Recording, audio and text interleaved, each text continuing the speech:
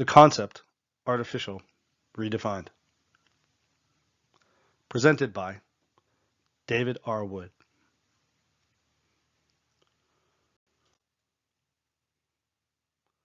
The concept, artificial, redefined. Quote, things which are formed in nature, natural adaptations, are in the same case as these products of art, artificial adaptations.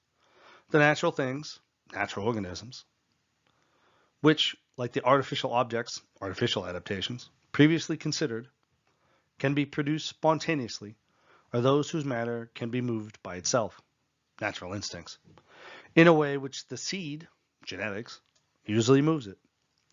Those things which have not such matter, artificial objects, cannot be produced except from the imagination of the parent animals, Homo sapiens, themselves.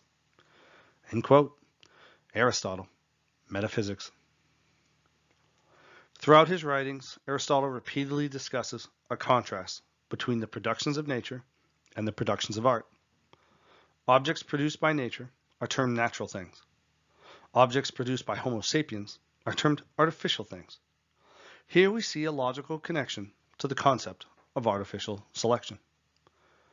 To Aristotle, art isn't just paintings or sculptures, as we commonly use the word. Instead, the term art is being used to describe anything intentionally produced by Homo sapiens, which is not found in nature. The things produced by Homo sapiens are artificial, as compared to natural things produced by the gods. The art is produced intentionally by the use of our natural adaptation of imagination, and this adaptation is an anomaly in Earth's evolutionary history, just as artificial selection is a conceptual anomaly in Darwin's theory. And I'm going to go off script on this one. My father and I took a trip to Italy back in 2014, a father-son trip, and I never understood how important the Renaissance was to human history until I saw the medieval art, which was very depressing. And as you went through the museum in Florence, you got to see the Renaissance art. And I realized, wow, that was a really big deal, a big change in perspective on looking at humanity. But one of the things that it caused was when I was driving home years later, one time I thought about, since that time, about art and what it was and what it wasn't. And I really thought in a car while I was driving, isn't art just self-expression? By that definition, isn't your book report art? Isn't a new car design art?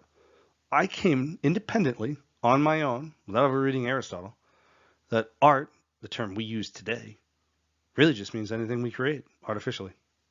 So I actually came to Aristotle's definition independently on my own, simply by doing what Socrates told us to do, to think critically and boil it down to its underlying concept. So when I saw this, when I was reading the metaphysics in Aristotle's physics, I already knew. So it didn't surprise me.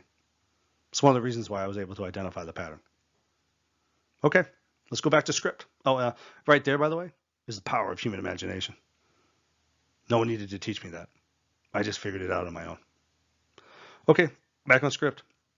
So, by Aristotle's definition, any natural organism produced by the process of selective breeding is at a minimum an artificial variation of the species. For the variation was not produced by the process of natural selection, but by human selection with intentionality.